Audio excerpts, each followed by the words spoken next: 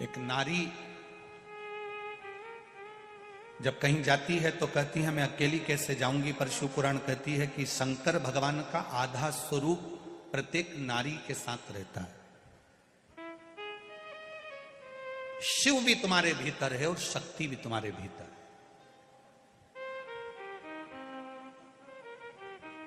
केवल एक नारी के अंदर शिव तत्व है तो एक पुरुष के अंदर भी शक्ति का तत्व, भवानी का तत्व विराजमान होता है। हमारा शंकर पार्वती, हमारी शिव और मां गोरा, संसार में जन्म लेने वाले मनुष्य जब मां के गर्भ में बच्चा आता है, माता के गर्भ में जब बच्चा पहुंचता है, बस बच्चा गर्भ में आया और जवाबदारी किसी की नहीं होती, जवाबदारी महादेव की बढ़ जाती है। जन्म से लेकर मृत्यु तक की जवाबदारी महादेव की हो जाती है।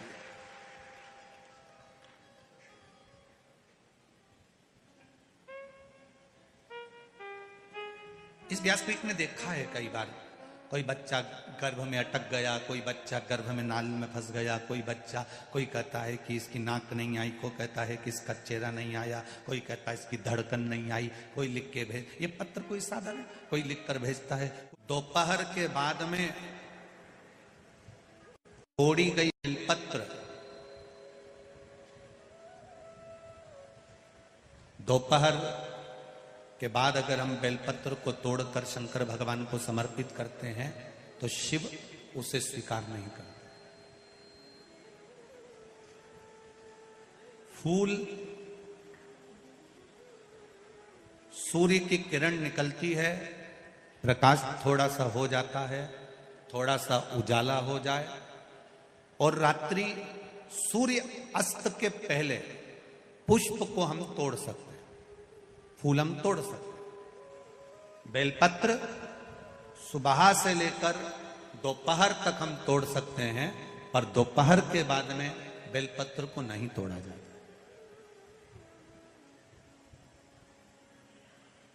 चतुर्थी, अष्टमी, नवमी, द्वादशी, चतुर्दशी, अमावस्या, पूर्णिमा, संक्रांति, ये ऐसे पर्व हैं जिस दिन बेलपत्र को नहीं तोड़ा जाता।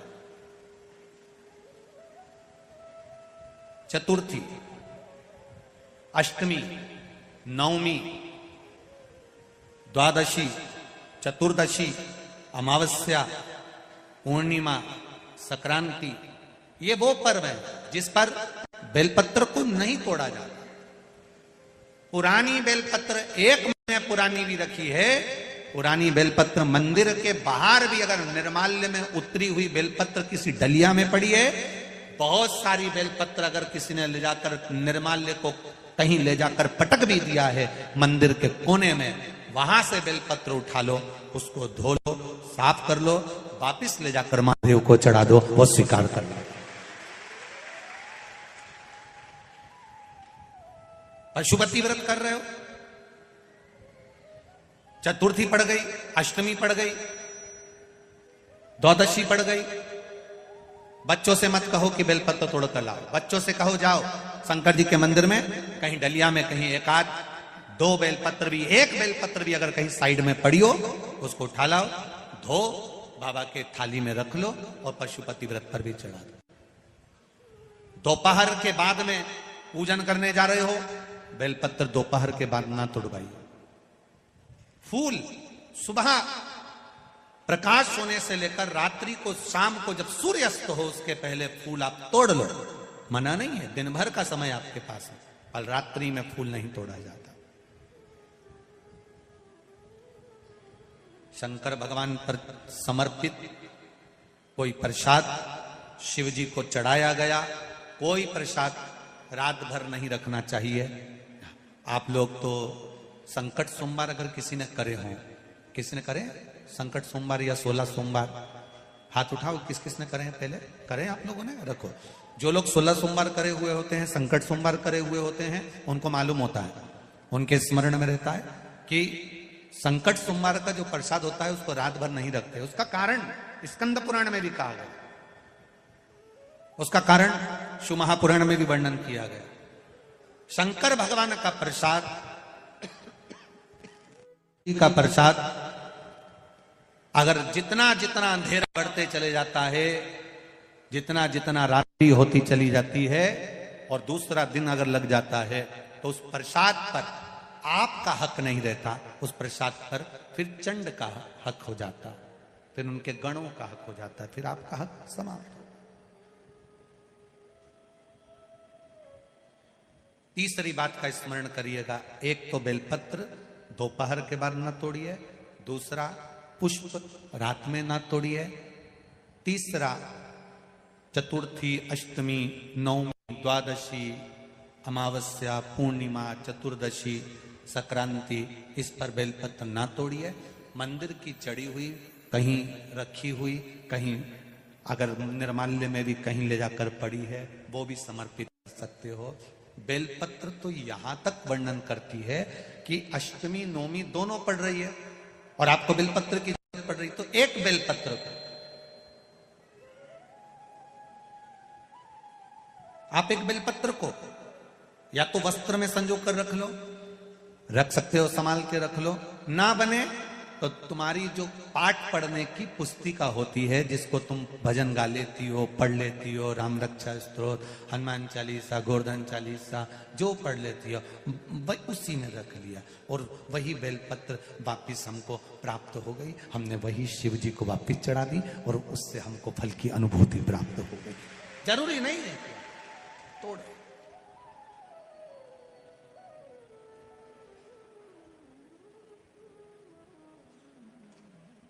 पंच पुष्प में 5वें नंबर का पुष्प आता है।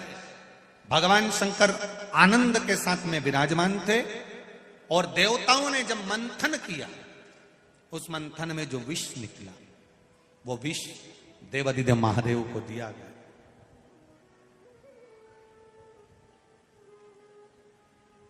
अब बाबा देवादिदेव महादेव को जो विष प्राप्त हुआ, तो पार्वती मैया को शिव जी ने याद किया, पार्वती आओ।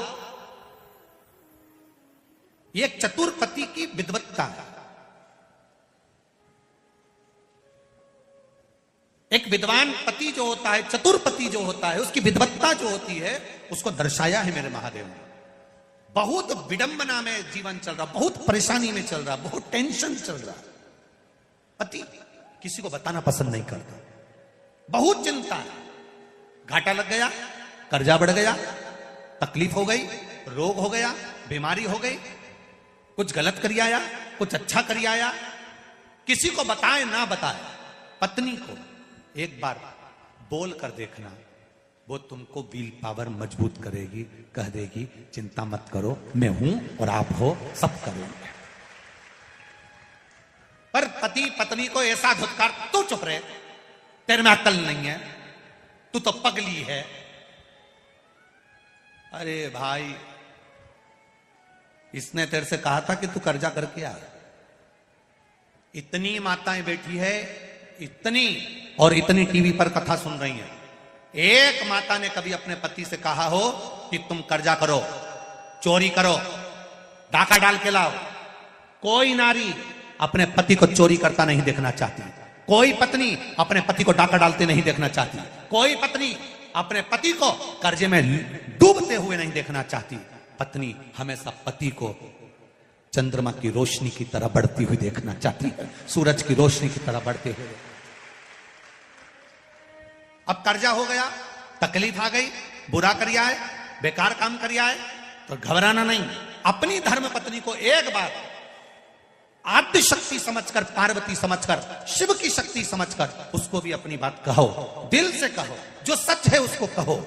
वो आद्य शक्ति के रूप में तुम्हारे साथ में बैठी है, तुमको खड्डे में नहीं पटकेगी, थोड़ा ना थोड़ा उसकी विवेक से, उसकी बुद्धि से समझाने का प्रयास करेगी और तुमसे इतना जरूर कह देगी, अब जो हो गया हो जान दो, चिंता मत करो, होगा, देखेंगे, आप और हम है ना, टेंशन लेने की जरूरत नहीं है, सब आगे बढ़ेंगे, फिर करेंगे।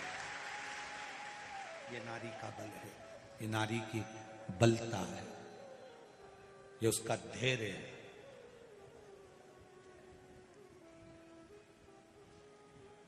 धैर्य उसका।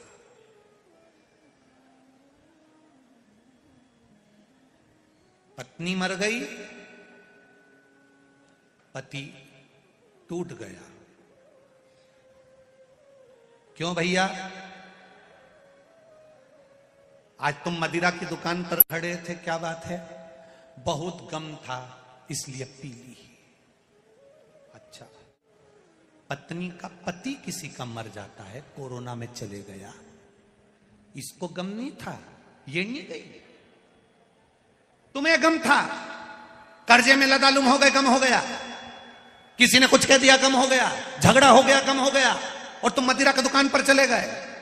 नारी की जिंदगी में कितना गम है। ताने सुन रही है, आप शब्द कह रहे हैं, लोग ताने दे रहे हैं, आड़ा टेढ़ा कर रहे हैं, कहीं कुछ हो रहा है, कहीं कुछ हो रहा है। रोती है तो भी रसोई घर में रोटी बनाकर अपने बच्चों का पेट भरती है। वो नारी कोई सहल नहीं होती। गम तुमको है, गम इसको नहीं। जो आता है, पति आया तो दो शब्द कह गया, देवर आया तो कह गया, जेठ आया तो कह गया, ससुरा आया तो कह गया, सासू आई तो कह दिया, मायके वाले बोले तो बोल दिया, भैया से बोलो तो भैया बोले, भाभी से बोलो तो भाभी बोले। एक नारी, बेटा है तो बेटा बोले, छोरी है तो छोरी बोले। एक नारी जिंदगी भर सुने, इसको गम नहीं है। फिर भी शंकर की आदि शक्ति इसके अंदर विराजमान है, इसलिए धैर्य रखती है, फिर आगे बढ़ जाती है, रोती है, पोंछती आंसू, फिर भी तुम्हारा साथ दे जाती है, फिर भी साथ देती। वो नारी है। और तुम कहते तुम्हें अकल नहीं है, तू चुप रहे, तेरे में अकल नहीं, तेरे में अकल नहीं। और जब पूरी तरह से खड्डे में गिर जाता है, तब आखिरी में कोई साथ नहीं देता, तब वो फिर पत्नी कहती है, ये मेरी रकम पड़ी हुई है, उतार कर दे देती है, बेच आओ, ले जाओ, कर्जा चुका दो। आखिरी में भी वही साथ दे रही है, अंत बिंदु में वो साथ दे रही है। और एक बात अपनी जिंदगी में उतार कर रखना, रकम दुकान पर कब जाती है? जब घर में दुख आता है। किसी भी नारी की रकम दुकान पर ऐसे नहीं जाती। बोलो री जीजी सही है कि गलत है? घर में कर्जा बढ़ गया, दुख आ गया, तकलीफ आ गई, परेशानी आ गई, तब घर की रकम दुकान पर जाती है। जब घर की रकम दुकान पर जाती है, जब दुख आता है। जब दुख आता है तो सोने की रकम दुकान पर जाती है। उसी तरह जब जिंदगी में दुख आए तो इस मनुष्य के शरीर को, इस रकम को भी महादेव के चरणों में उस दुकान पर ले जाओ तो शिव संभाल ले। सोने की रकम दुकान पर जा रही है, सोने की रकम दुकान पर पहुंच रही है। ये शरीर भी उस परमात्मा की चौखट तक जाना चाहिए।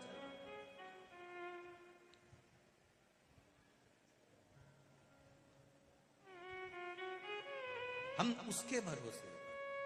पति कहता है पत्नी से, तुझमें विवेकता नहीं, तुझमें बुद्धिता नहीं, तुझमें तू नहीं जानती। अरे तकलीफ आई है, एक बार बैठकर उससे भी कहो जो तुम्हारी अर्धांगिनी है। और अर्धांगिनी से भी निवेदन है, अपने मन में कुछ ना रखते हुए अगर कुछ बात कहना है तो अपने पति से कहो, किसी से मत कहना। दुकान पर 50 नौकर काम करते हो, फिर भी फोन लगाकर नौकर से मत कहना कि तुम मेरे को ये सामान ला कर दो। अगर कहना तो अपने पति से कहना। क्यों? अगर एक आध बार तुमने नौकर से कहा सामान ला कर दो, नौकर 3-4 बार सामान ला कर देगा तो हो सकता है लोगों की दृष्टि गलत हो जाए। अपने पति से कहना मुझे ये सामान ला कर दो। वो लाए तो ठीक, ना लाए तो ठीक, पर नौकर से भी मत कहना कि मुझे सामान ला कर। अपनी चित्त वृत्ति से कहना।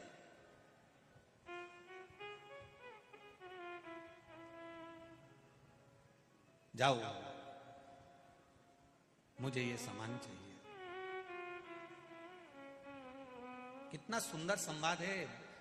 माता धूमावती और शिवजी का धूमेश्वर नाम पड़ा था। शिवजी ने कितनी विचित्र लीला करी है, जरा देखिएगा।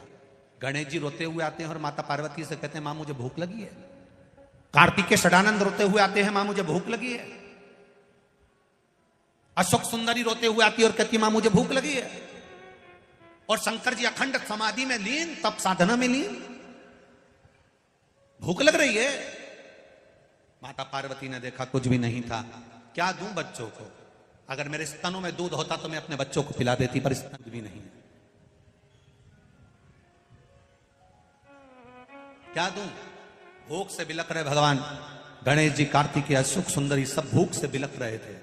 पार्वती जी शिव जी के पास जाकर एक लोटा जल चढ़ाकर बोली बाबा उठिए, तुम्हारे बच्चे भूखे हैं। तुम्हारे बच्चे भूखे हैं, उठिए। शिव जी नहीं उठे। गणेश जी मां का पांव पकड़कर बोले, मां बहुत भूख लग रही है। षडानंद कार्तिकेय बोले, मां बहुत भूख लग रही है। अशोक सुंदरी कह रही है, मुझे भूख लग रही है। भोजन नहीं था। मां फिर शिव जी को जगाई, भोलेनाथ नहीं जागे, मेरे स्तनों में दूध नहीं तो अपने बच्चों को पिला देती।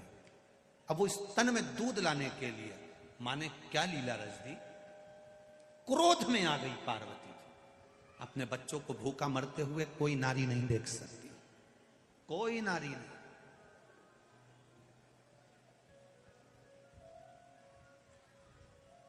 कौन नारी देखेगी? एक मां अपने बच्चे के लिए समर्पण का भाव लेकर चलती है। देखा मेरे बच्चे भूखे, स्तन में दूध नहीं। पार्वती जी को क्रोध आया, शंकर जी को उठा लिया, उठाकर मुंह में भरकर निगल गई। स्तन से दूध बहने लगा, बच्चों को पिलाने लगे। हाहाकार मच गया, साबधूर। शिव जी को पार्वती जी निगल गई, शिव जी नहीं, शिव जी नहीं, शिव जी नहीं। देवताओं ने आराधना करी, मां कृपा करो, मां प्रकट करो महादेव को। शंकर जी को धुएं के रूप में अपनी नासिका से महादेव को प्रकट कर दिया। शिव जी का नाम ध्रुमवान हो गया और पार्वती का नाम ध्रुमावती हो गया। शिव जी ध्रुमवान बन गए, माता पार्वती ध्रुमावती बन गई। शंकर जी ने कहा, पार्वती तू अपने पति को थोड़ी देर के लिए निगल गई थी, तेरा पति उस समय पर नहीं था, इसलिए ध्रुमावती तो वैधव्य के रूप में रहेगी। ना तेरी मांग में सिंदूर होगा, ना गले में मंगलसूत्र होगा, ना बिछोड़ी, ना चूड़ा होगा। आज भी दतिया में पीताम्बरा धाम में मां धूमावती के मंदिर है। मां धूमावती का अगर आप दर्शन करने जाओगे तो मां सौभाग्यवती नारी को अंदर नहीं जाने दिया जाता, पर्दे में बंद रहती है, 16 श्रृंगार नहीं करती। मां वैधव्य के रूप में रहती है। ना मांग में सिंदूर है, ना नाक में लौंग है,